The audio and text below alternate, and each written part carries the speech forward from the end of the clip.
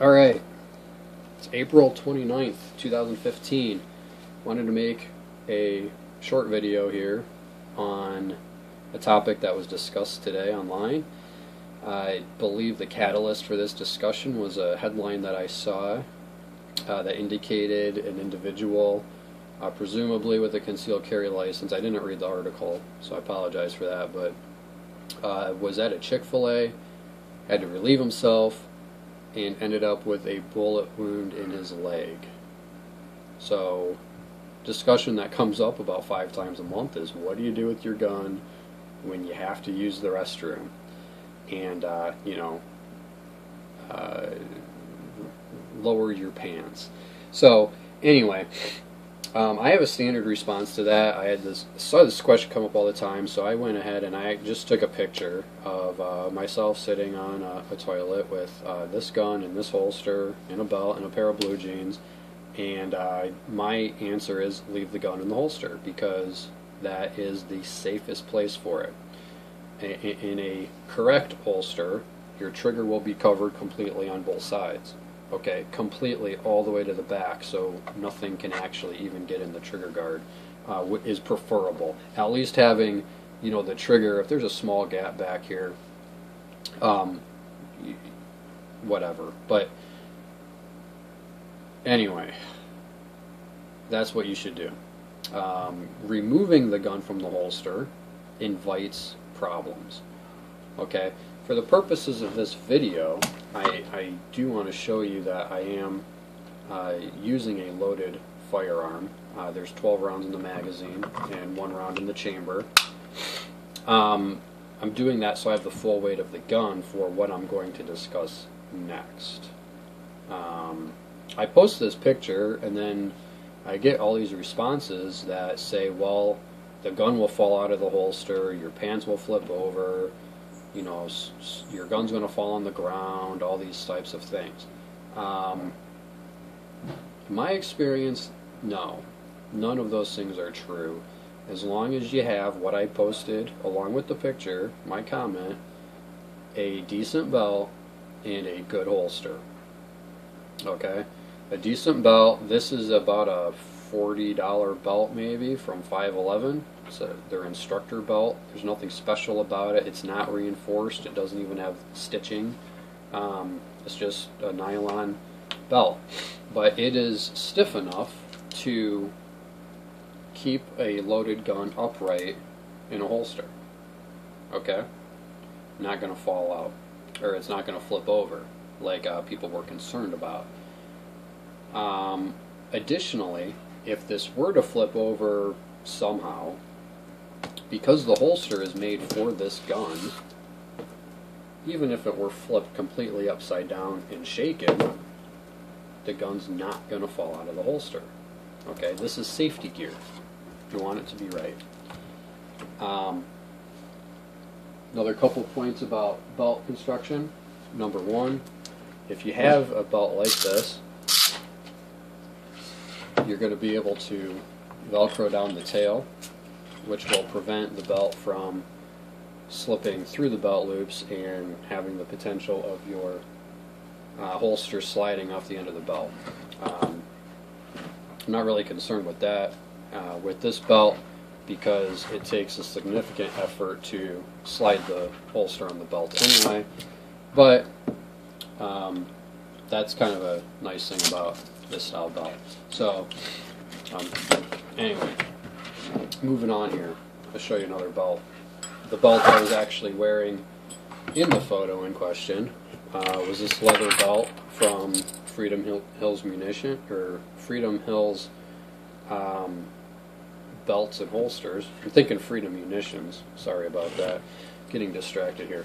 Anyway, this is a belt, as you can see, it's nice and flexible, so you can wear it all day. It's comfortable.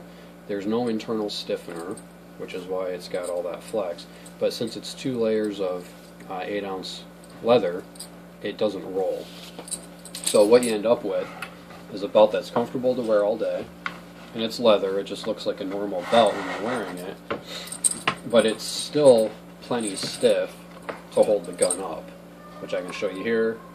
If you saw the picture I posted, you know what I'm talking about. So that's a leather belt. One other belt I wanted to show you here. This is from SOE. Say what you want about SOE, they do make good gear. This is their EDC belt, EDC low profile belt, or whatever. Just has a different buckle instead of the Cobra buckle.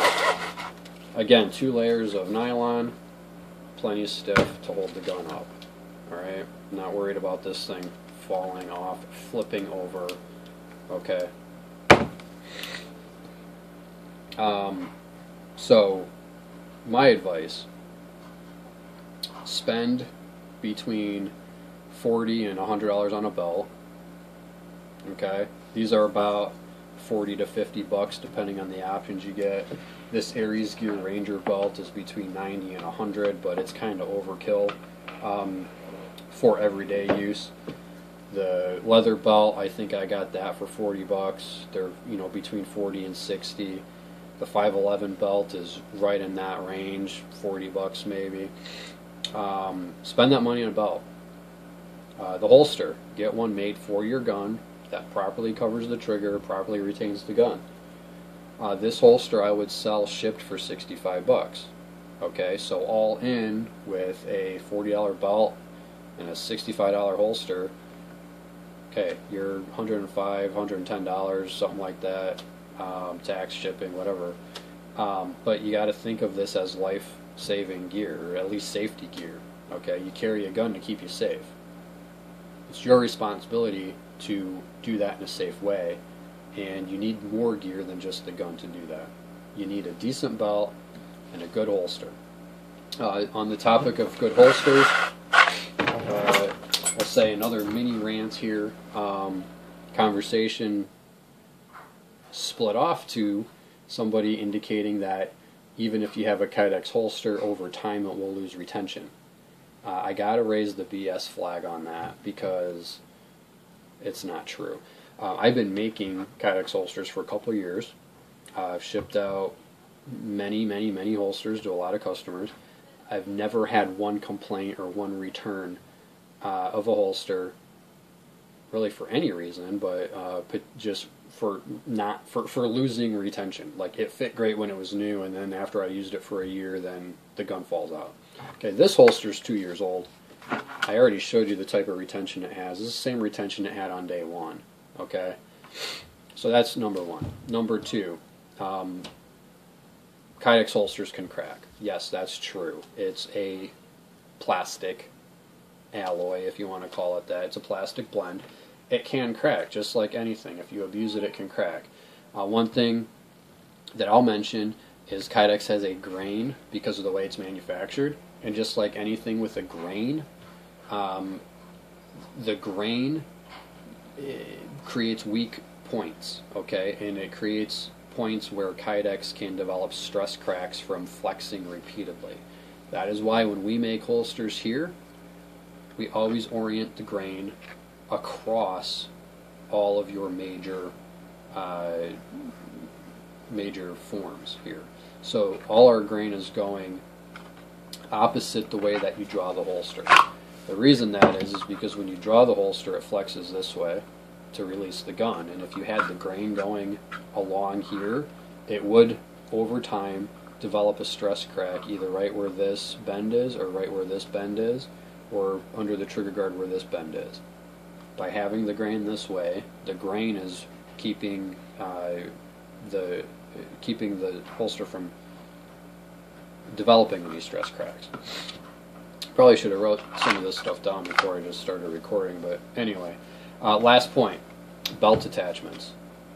When I started making Kydex holsters, as far as I knew, these belt attachments weren't available. Everybody was making their own belt loops out of Kydex, which is okay.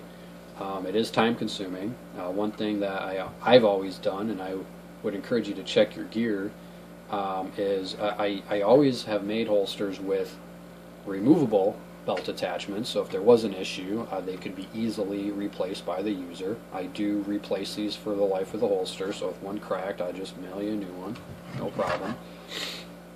But the other thing is, anytime I made a belt loop, wing, whatever, out of Kydex, I always made it out of a thicker Kydex, a .125 inch Kydex, versus the .080 that the holster body is made out of. So if you have a holster with Kydex belt loops, you want to check them. The loop should be about twice as thick as the Kydex that makes up the body. If you have a holster with Kydex belt loops, the grain is important, but once it's made, it's made. You want the grain to be going vertically in this case, so that it's going across the bends. So the opposite of how we would make the holster. That's the reason why I never really cared, and I've never built a holster that was one piece, where the holster body was one piece into the belt loop. Because when you do that, you have to compromise. You either have to make the belt loop with the grain orientation wrong, or you have to make the holster with the grain orientation wrong. And I don't like to compromise, so I never have done that. Fast forward to today, for the past year or year and a half or more, these nylon reinforced injection molded belt loops have become the norm. And there's lots of different styles out there and different sizes for different belts. And the cool thing about these, because they're injection molded, they're not extruded, there's no grain, so there's no real opportunity for stress cracks. Can they still break? Sure. I mean, it's still plastic, okay? If you abuse it, it can break. But safety gear, you should check it on a regular basis. If not every time you put the holster on, at least once a month when you're cleaning your gun. Now, these are very durable, they're flexible, okay? They snap right back to the shape. So, back to the topic at hand, using a restroom. Decent belt, good holster, leave the gun holstered where it's safe. If your budget is constrained, I would recommend that you get the holster first, because like we said, a decent belt, a good belt, will keep the holster upright, which is important. But more important is, if the holster does become inverted, a good holster is going to keep the gun from falling out. So if you can only buy one at a time, buy the holster first, and then save up your pennies until you can, buy a decent belt. That's my thoughts on the topic. I'd love to know what you guys have to say. So go ahead and post that up in the comments, and share this with your friends, because I think this is important safety information, especially when you read headlines about people shooting themselves on accident. That doesn't do them any good, and it doesn't really do the gun-owning community, the concealed carry community, it doesn't do us any good either. It just gives more bad press. So share this, get the word out, get decent gear, and be safe. Thanks.